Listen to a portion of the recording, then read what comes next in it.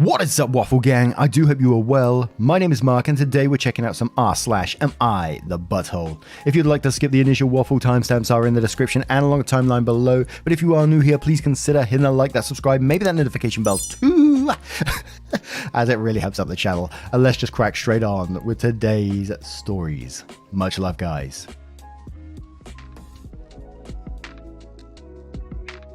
Now, our first story is coming from Flying Hilang, who says, am I the arsehole for refusing to go back to the family business after they kicked me?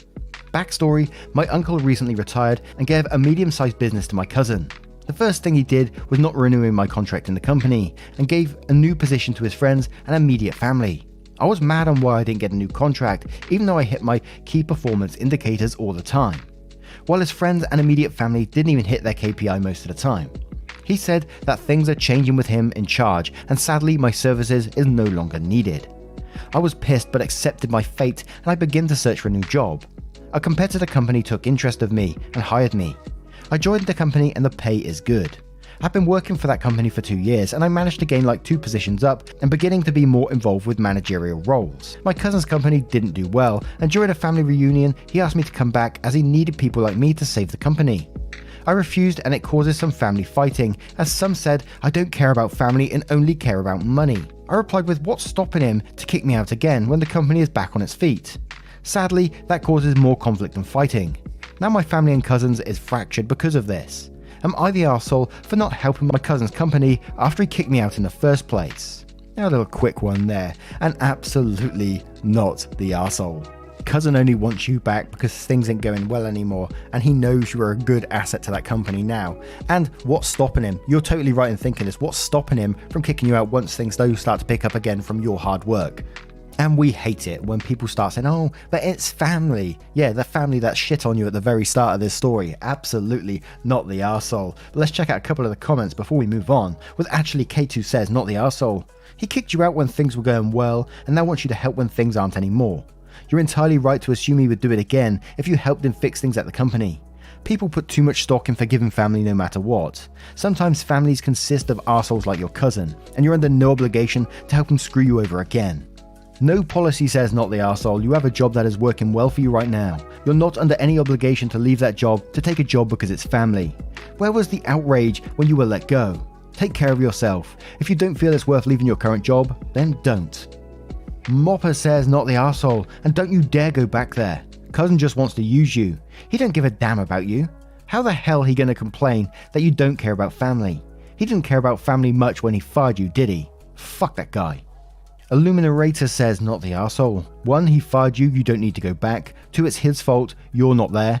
He has no right to get upset. 3, he does not get to claim family as more important, and you only care about money when he fired you first. 4, you didn't have to give up a good job to go working at a failing company for less pay for someone who fired you when you're outperforming other employees. It makes 0 sense to go back. There's no incentive. And Fork Shit Up says, not the arsehole. Also, what was his answer for stopping him from kicking you out again? That if family was so important, why were you let go? And we're finished with a comment from OP which replies to that saying, he said something along the lines that my position is no longer relevant as they're not focusing on that part of the business anymore. The first time he kicked me. Then during the reunion, he said it's not fair for him to make promises to not kicking me out. As business changes, and he gives some examples, he also needed to kick some of his long friends because of the company restructuring. So it's not fair to give preferences to family members. The guarantee of not kicking me out again. Thinking about it, it's all like bad management from his part, rather than employees not performing well. And now let's move on to the next story. And our next story comes from Select Fox 2388. Am I the arsehole for going on reading vacations instead of helping my sister out? I, 28 female, love reading. About 3 times a year I go on reading vacations. What is this? I usually pick a city I've never been to and spend a week just reading in different coffee shops. I started doing this during my university breaks and it just stuck. About once every 2 years I'll go on a big trip to another country to do this, although I also sightsee on these trips. My trip to Paris last year had to be cancelled and I've rescheduled it for next year. My sister, 26 female, who lives with my parents, heard me talking to my mum about the trip over the phone and called me later. She basically laid into me about how I wouldn't let her move in with me, but I could afford to go on all these expensive vacations. About 6 months ago, my sister wanted to move in with me because she'd gotten pregnant and couldn't afford rent and a baby. I told her no because I didn't really have the room to house her and I didn't want to have a newborn in my house. I work from home, and just knowing my sister, I would be doing some childcare. I'm child free and have no desire to look after someone else's baby. She's now crying to my parents about how I should give her money, at least because I can clearly afford it. They think I'm an arsehole for not helping her out at all, and so does most of the family. Am I the arsehole for going on reading vacations instead of helping my sister out? First, I'm going to start off by saying I've never heard of a reading vacation before. It sounds pretty amazing. I'm not a big reader myself, apart from Reddit stories, but I could just sit in a coffee shop reading Reddit stories all day, can I? Could take my mic with me, maybe? But holy shit, the entitlement of this person. And the family as well. It's one of these stories where the family's all saying, sitting back and saying, oh, I can't believe you're not giving that person money. And so like, you bloody give that person money, you cheeky sods. This person's living their best life right now. They're going on freaking reading vacations, living solo, and just enjoying their quiet time. They don't want someone else's baby in the house, and I can't blame them for that either. And let's not forget, a 26-year-old is going back to their parents and saying, Mummy, Dad, she's not giving me any money. Oh my word. Let's check out some comments. Not the arsehole. Let's check out some comments before we go on to the next one. Previous detail is in the same boat as me here saying, reading vacations? How have I never heard of this? I've wasted years of my life. Not the arsehole. Odd Increase says, not the arsehole. Why isn't she moving in with your parents instead of pressuring you? Screw family that wants to just hold you down. Amedge117 says, I'm probably not supposed to be laughing here, but I really don't get your sister's logic. How does you not letting her move in with you because she can't afford life have anything at all to do with you affording to go on vacation you choose? You don't have a kid or a life you can't afford. You can afford to do what you want, and what you want was not to have your sister and a newborn live with you so you can go on vacations whenever you want. This seems reasonable. Not the arsehole. Alana Ardre says, not the arsehole. You are not her parent. You have no obligation to provide housing for her and a newborn, even if you have the money and the space. It's your money. You can do with it as you wish. One more, as these comments are pretty consistent, from Consistent Leopard, who says, not the arsehole, not your kid, not your responsibility. Your sister is not entitled to your home, money, or other resources just because you can afford it. She's a 26-year-old grown-ass woman who needs to find a way to take care of herself and a child on her own. If your parents and extended family are so worried about your sister, they can take her in and/or subsidize her life. Now, before we move on to the next story, what are your thoughts on this one? What would you do in that situation? What do you think about the family trying to pressure OP as well? Let me know your thoughts in the comments below, and we'll move on to the next story. And our next story comes from Draco Film. Am I the arsehole for making my daughter, 17 female, move her cat's litter boxes into her bedroom? A few months ago, my daughter finally convinced my husband and I to let her get a cat. 3 cats specifically.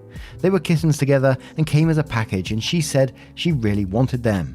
We've only ever had a dog, but we were willing to give this a try as long as she promised to take care of them. In most respects, she's done a decent job. She always feeds the cats on time, plays with them every day, and seems to get along with them really well. The only problem's been the litter box. We honestly never expected this to be an issue when it came to cats, since our daughter takes the dog for walks all the time and has never complained about picking up dog poop, even in most unpleasant of circumstances. But she absolutely hates cleaning the litter boxes. When I ask her why, she says it smells absolutely nothing like dog poop and is far worse, more nauseating smell. Which does seem to be true. The vet told us everything was normal, and even a couple of cat-owning friends who have been over said that it smells exactly like any other cat droppings they've come across and nothing's wrong. Recently, my daughter's started forgetting to clean the litter box, and the smell fills the house impressively quickly when unattended.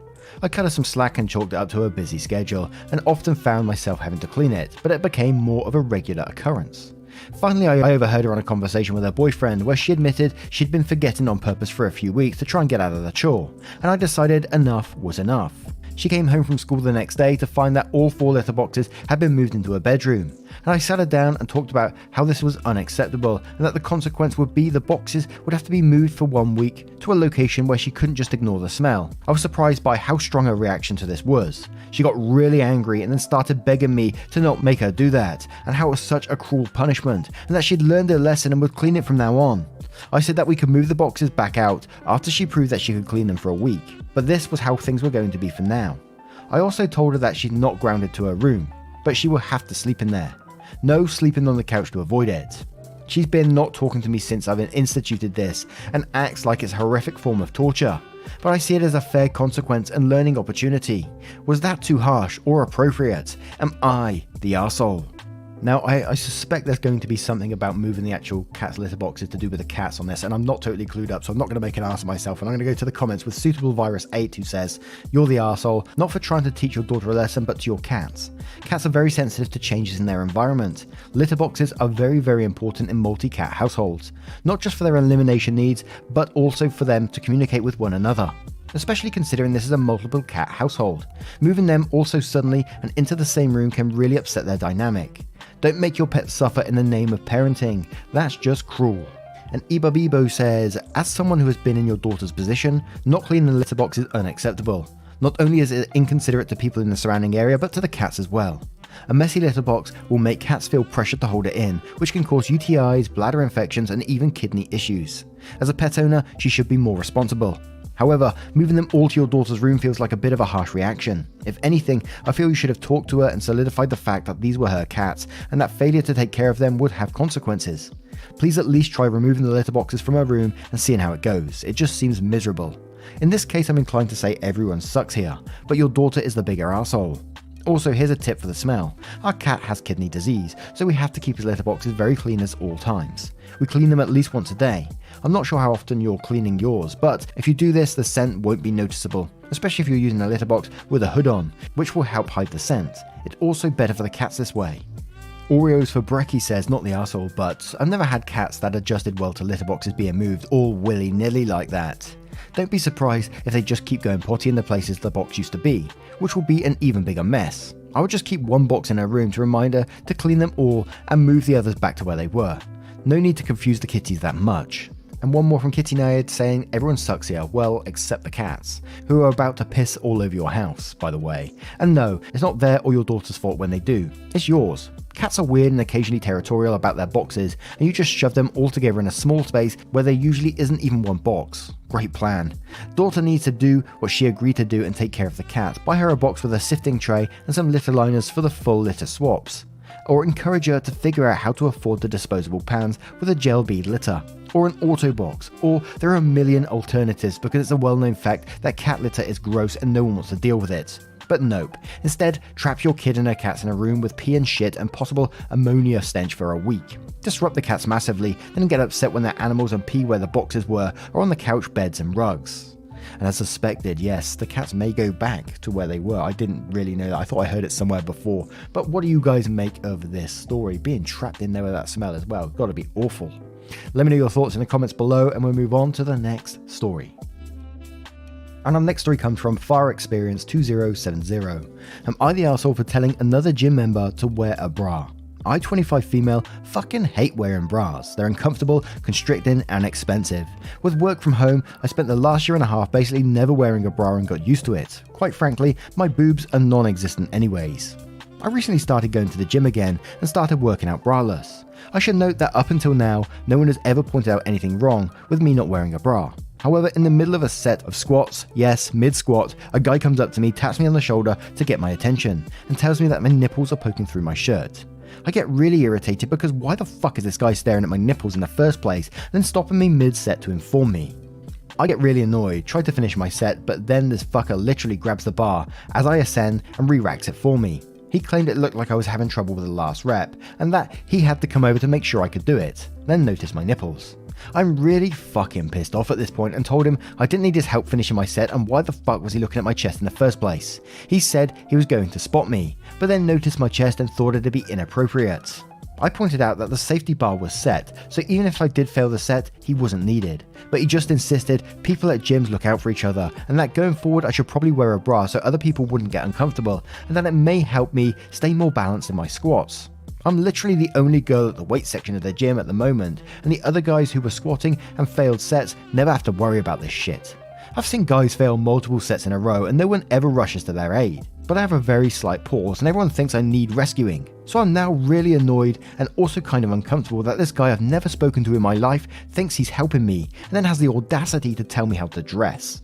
So I tell him, you have bigger boobs and nipples than I do. Maybe you should wear a bra so people won't get uncomfortable and you won't fail your squats. He then got really defensive saying he was just trying to help, then called me a bitch. Honestly, I'm not sure if I overreacted, but I'm still kind of pissed off, so maybe that's clouding my judgment. Am I the arsehole? Edit to add, I'm not sure if people think I'm walking around and it's extremely obvious my nipples are showing. I actually really hate constricting clothes. My t-shirt size is extra small, but I wear a size large to the gym, and pretty much everywhere lately, and you can't tell my stomach from my chest.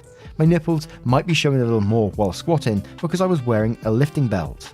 And we're going to start with Sphinxer on this one saying, not the arsehole. Report it to your gym. He had no right to comment on your body at all and has no right to assert his help onto you. If he can't control himself from staring at another person's body, then he shouldn't be at a place where he's going to encounter all manner of bodies. Dwell said, not the arsehole, and who made him the nipple police? To which Gump the Chump replies, the duly elected nipple government. Fucking Reddit, man. It cracks me up sometimes. Ella Cedar says, not the arsehole. He was harassing you and you should tell management about it. As a fellow bra hater, it's no one's fucking business if I wear a bra or not. Excel says, you should report him to gym management for sexual harassment for staring at your nipples, telling you what you should wear to the gym, interrupting your set and putting your weights back on the rack unasked for when you clearly weren't struggling, and calling you a bitch. Tell them he made you feel unsafe and wouldn't leave you alone and continued to stare and comment on your breasts after you repeatedly asked him not to, and you're worried about other female gym members, and how that incident might have escalated had there not been other men at the gym at the same time. Edited to add, also complain about the lack of social distance. We're still in a pandemic. National Preparation says, not the arsehole, report it to the gym. Someone coming over interrupting your set and commenting on your nipples isn't generally acceptable behaviour. Subjective Assertive says, not the arsehole. I'm a male, but I can see from here he wanted to be the knight in shining armour for a damsel in distress. He was then obviously disappointed that you did not need saving, so defaulted to being a jackass in a poor attempt to save face and keep talking, which obviously allowed him to look at your nipples whilst also pretending, I'm not like other guys. No Policy says, not the arsehole. It's not your problem that he's offended by nipples. Some of us who wear bras still have the nipple problem, and padded sports bras can be a real pain in the ass. Bobby Dawn says, not the arsehole, because I've been wearing a bra many times and still have my nipples visible. A bra doesn't mean our boobs and nipples suddenly become invisible.